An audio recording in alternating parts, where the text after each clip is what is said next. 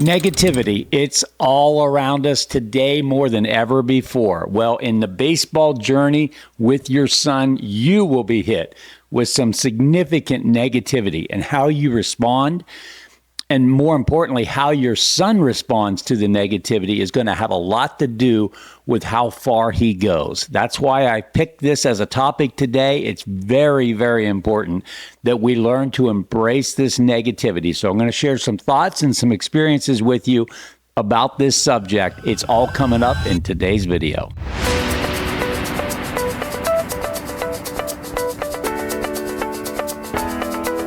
And now, the most trusted name in all of youth sports, here's Coach Mark.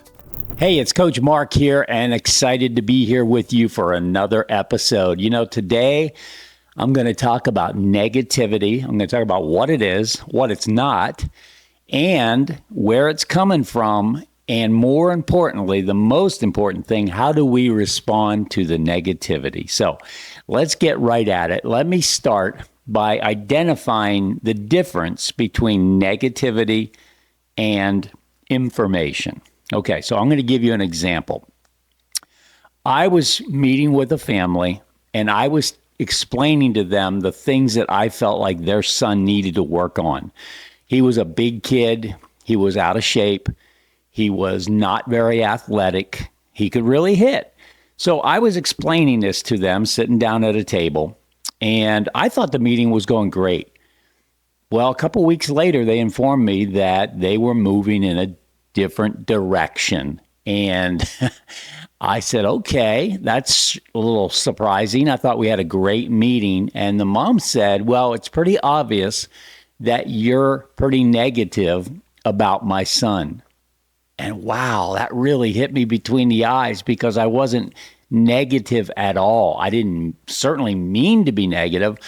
What I was doing was sharing information that I thought could really help the kid. It was accurate.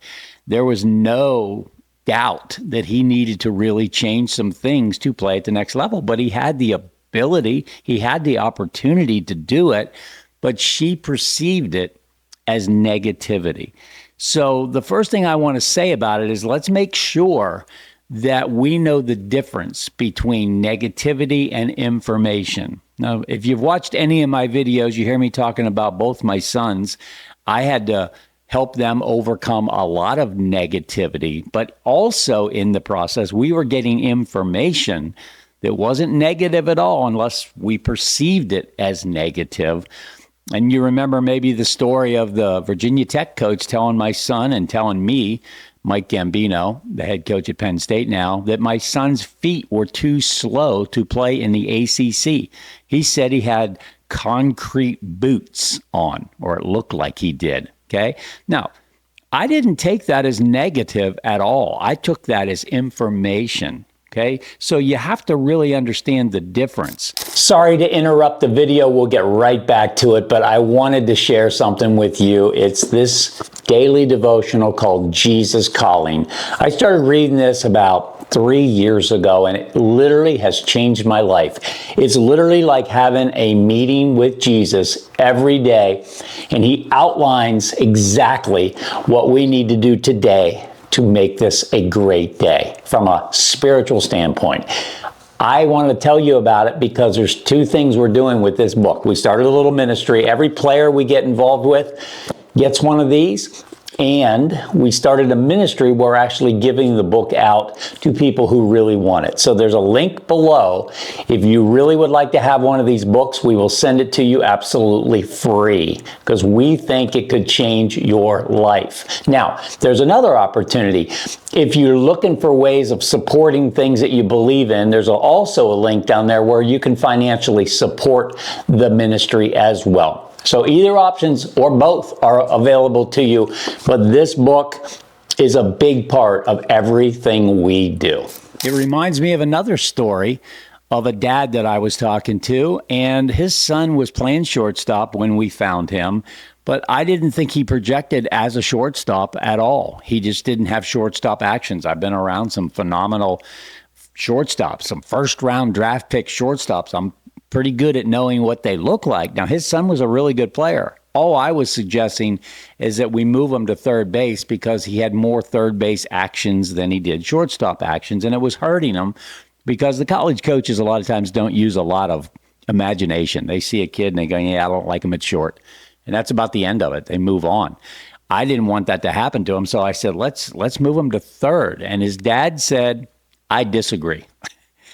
And that's frustrating when you're a person in my position, when you're just trying to help the kid and the dad disagrees, when the dad doesn't have any background really to disagree. In other words, he's not an expert. So that particular day, I came up with a question that seemed to work because I said to the dad, I said, okay, I get it, but let me ask you a question. What do you do for a living? And he said, I'm a plumber. I said, that's perfect. I said, so if I have a leaky faucet and I invite you over to my house to fix the faucet, and you come and you assess the problem and you explain it to me, here's the problem.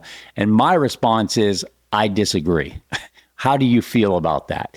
And he says, I would wonder why you asked me to come over if you're not willing to let me fix the problem. And I said, it's pretty much the same situation here. I'm trying to help solve a problem and you're disagreeing. And he goes, touche, you got me. I understand. And that really worked. Okay. So mom and dad, understand that there's going to be information coming your way. If you are working with me, my job is to give you information that is going to help your son. It is not negativity, especially coming from somebody who has a very strong background and experience to share that kind of information with you. Now, let's switch gears to real negativity. So, it's funny, I'm out on social media, right? So when you do that, when you make that decision, you are taking on, you are encouraging, you are welcoming negativity. And every once in a while, I get a comment that is just so out there. I saw one the other day, and the guy was just going on and on about, and he was really off topic. He what he was saying was not accurate at all. And it was, I would call it negative. It was almost like somebody was just trying to be negative. And you're going to have people like that in your life too. You're going to have people that just tell you, yeah, I don't see your son playing at Division I level, or yeah, I don't think he's that good. I don't think he's going to play varsity baseball. Yeah, I saw him throw. His arm strength isn't that good. I mean, some of that could be true, but there's a lot of negative comments that people make. Oh, your son's arrogant. He's cocky. I mean, I had that, here locally with my son because we chose not to play travel baseball locally. We formed a team that was multi-state, and there were some people that were really, really negative about that because they took it as, oh, what, we're not good enough for you? And I had to talk to Christian about it because I said, your buddies, some of these parents are going to say things like, yeah, Christian thinks he's too good for us. It was just negative chatter. And he had to learn early not to put too much stock into that. These were people that wanted to hold him back for whatever the reason.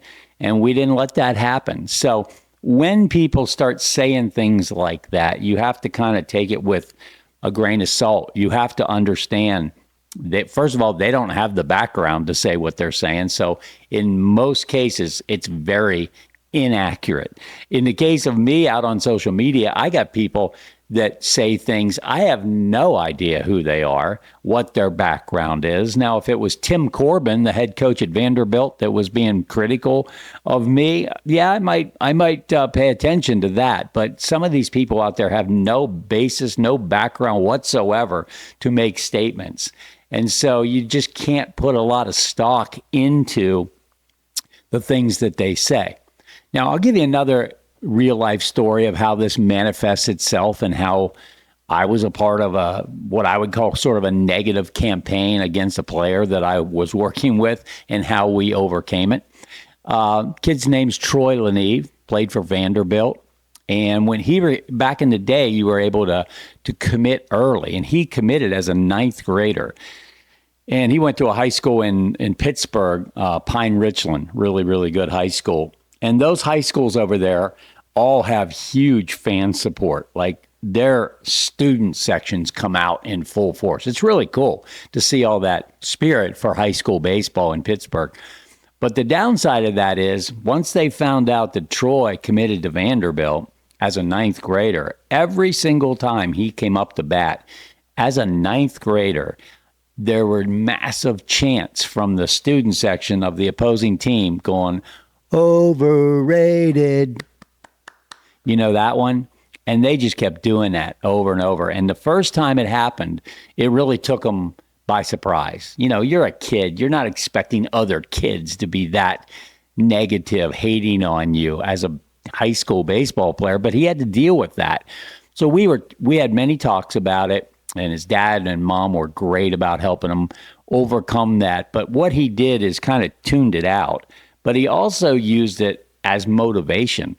So this is where we say turning lemons into lemonade. Like when you get negativity, you can really use that as another level of motivation. So when I'm working with kids and we get some negativity, I help them understand this is good. Most people would never say negativity is good, but this is good. Let me give you another real life scenario. When I was in high school, I went to Altoona High School, and it wasn't a baseball powerhouse or anything, and kids weren't going to Division I school out of Altoona, but I got an opportunity to play Division I baseball at a mid-major.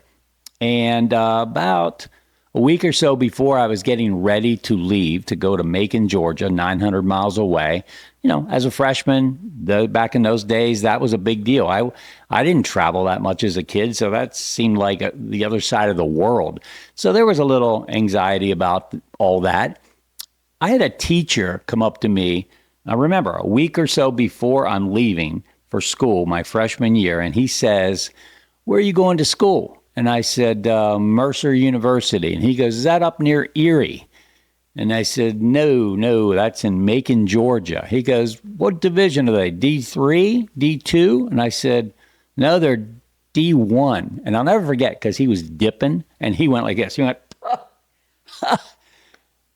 "You're not a D1 player." And I said, "Well, I guess their coach thinks I am because he recruited me and gave me a scholarship." He goes, "Nah, you'll be home in a couple months." And I'll, you're not expecting that from a teacher. Okay, I wasn't expecting it. But by that time in my career, I was already pretty strong in my belief in myself. I had some really good people around me. Both my parents, really helped strengthen my confidence and my belief in me. So it didn't affect me in a negative way. But I will tell you what it did. I'll tell you, I don't think there was a day down there that I didn't think about that teacher telling me I'd be home in a couple months. And I used that as motivation. And I'm not saying I had a chip on my shoulder, and I wasn't negative toward him. I wasn't vindictive.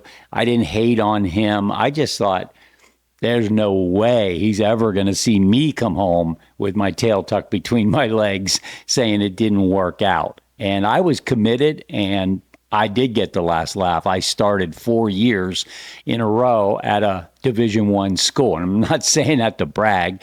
I'm just saying, just because his opinion was that, it didn't affect me at all. In fact, like I said, I used it as motivation. So, you need people around you that are believing in you and love you. Now, you do need to be willing to hear the truth. So again, in closing today, I want to make sure you're not perceiving the truth as negative. If I was working with you and I saw your son throw and he was throwing from a real low angle, I would probably say, we want to get that angle up here. We want to work on that because this isn't going to work.